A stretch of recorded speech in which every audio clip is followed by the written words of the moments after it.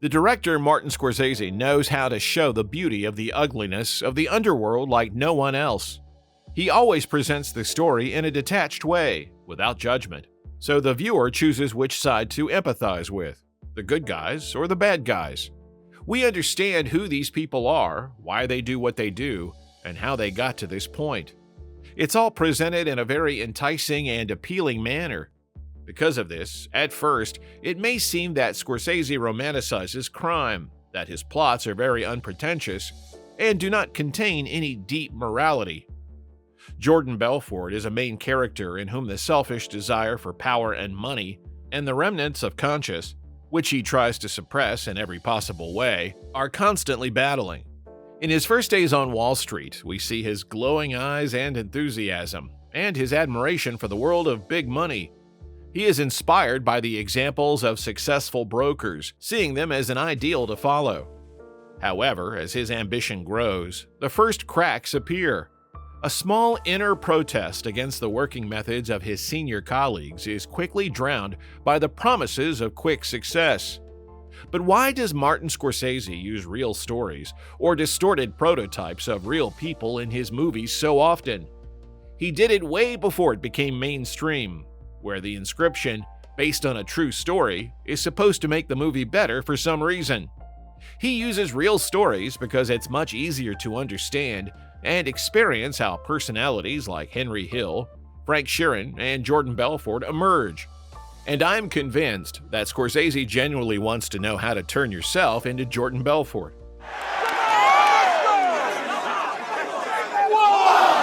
Not for the magical inscription that the movie is based on a true story, but because he realizes that the criminal is not a breed.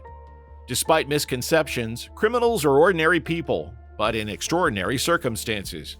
One of the key themes of The Wolf of Wall Street is how the protagonist commits an inner betrayal of himself.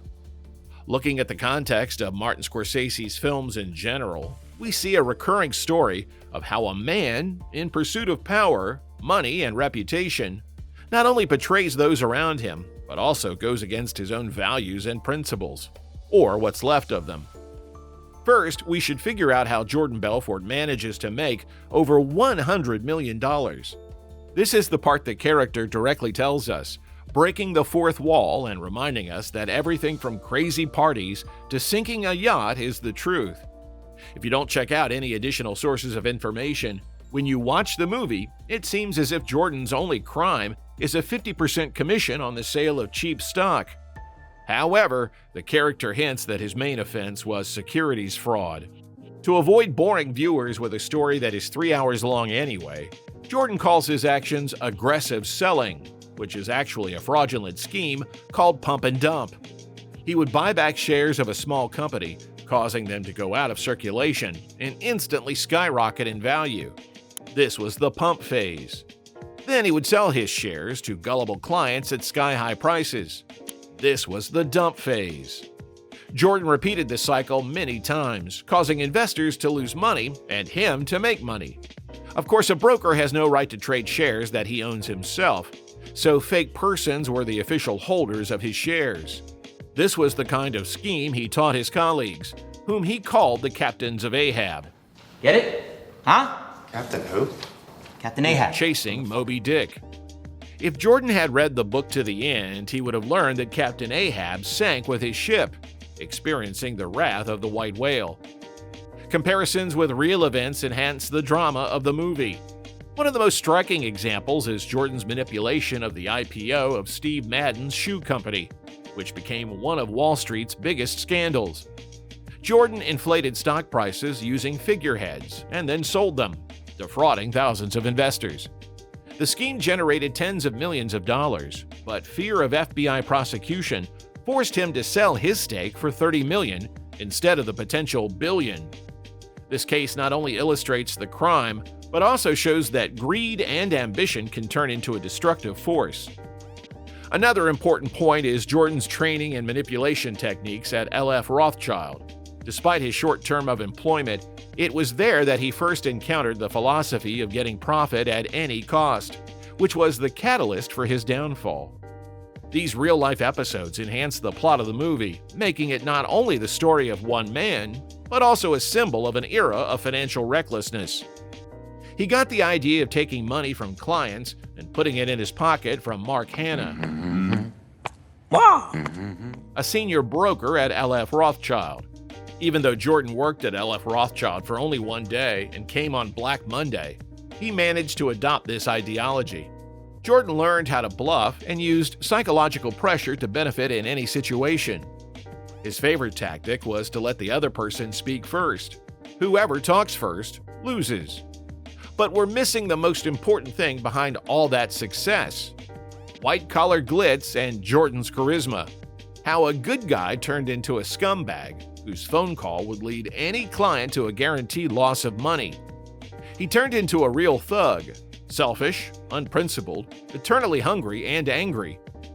Deception of people so firmly integrated into his life that he didn't even notice how far he had gone.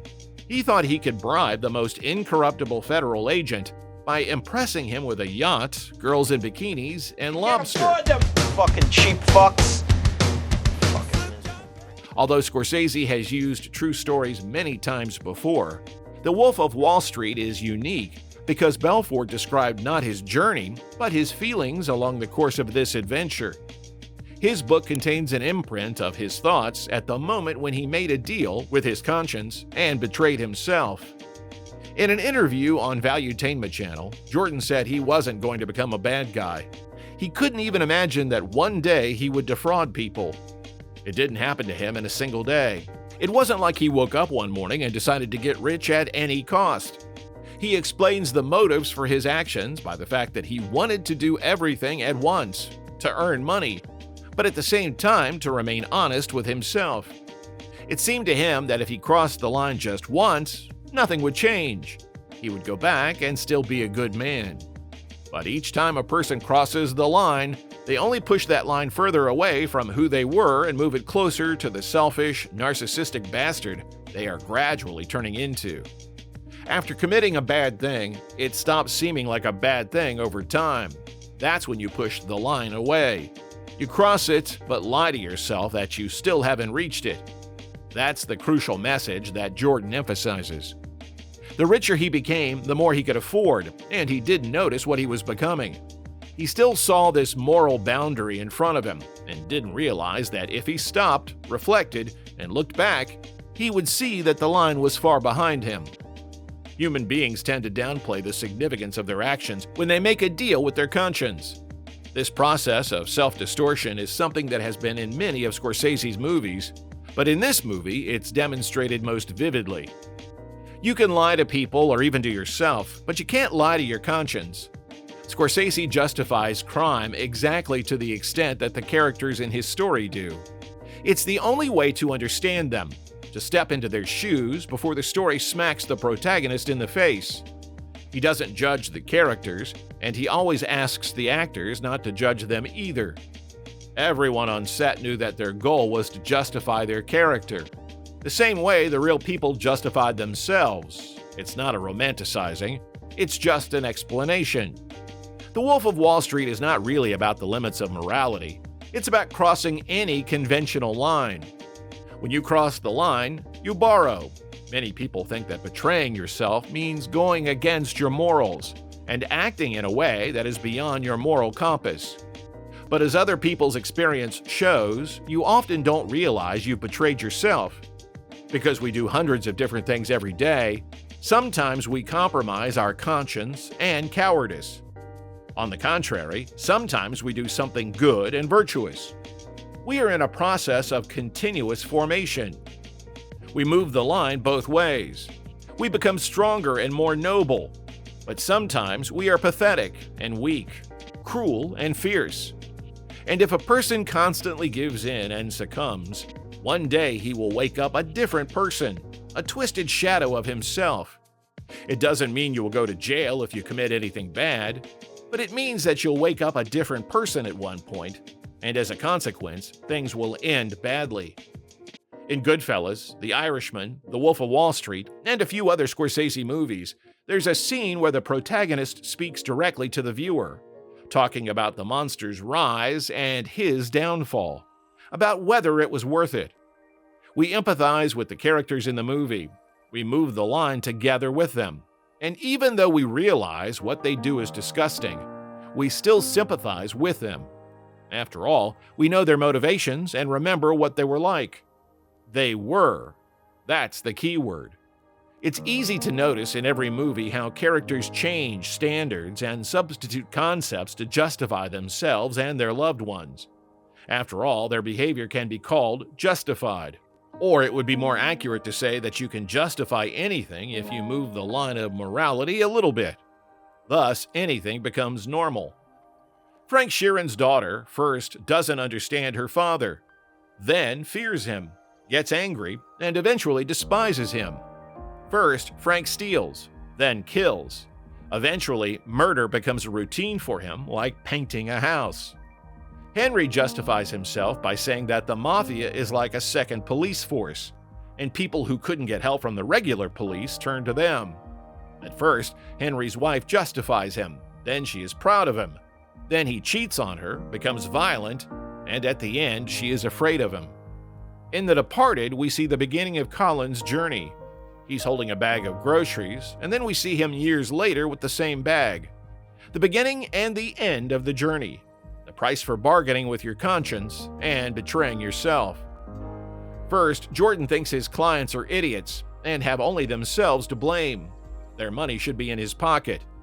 He justifies himself in front of himself and his wife by saying it's perfectly legal. Then he comes up with more devious, greedier, and crazy ways of stealing the money. Now it's really illegal, but it doesn't bother him at all. Nothing bothers him anymore. Is all this legal? Absolutely fucking not. We partly believe Jordan's lies. He's charming, successful, and handsome, and everything that happens around him is drive and fun. We deceive ourselves the same way he deceived himself. We miss the reverse transformation of a man who bypasses the chrysalis phase and turns into an ugly maggot. Scorsese's movies end with the destruction of this romanticism. Everyone dies, everyone betrays each other, turns into snitches, wears hidden microphones, and obediently makes a deal with the authorities. There's no nobility or beauty in it. It's just ugly. The Wolf of Wall Street should not be taken as a biography of Jordan Belfort. It is a movie about a man who succumbed to his inner vices and took the wrong path, about temptation, and the hard road to redemption. Scorsese says that he was making a movie not about fraudsters. There is no need to perceive the characters as villains born to deceive and kill. The Wolf of Wall Street is a movie about something that exists inside every person, about what is hiding inside us and waiting for the moment to come out. The ultimate message of the movie is deeply rooted in the idea of self-deception. Jordan realizes that he has betrayed himself, but this realization comes only when everything is already destroyed. His story is not just a warning about how easy it is to lose your moral compass, but also a reminder to every viewer.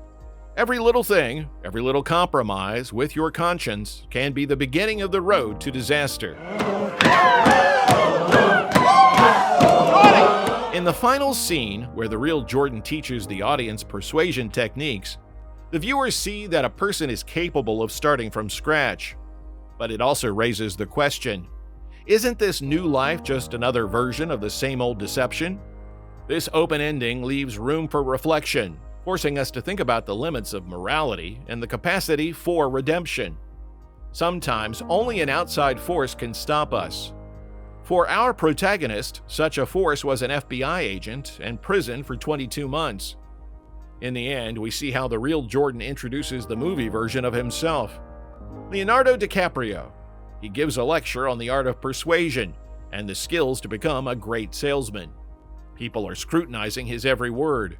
His cameo is not just a guest appearance, but a reference to the fact that even after his time in prison, he continues to make money from his ability to sell.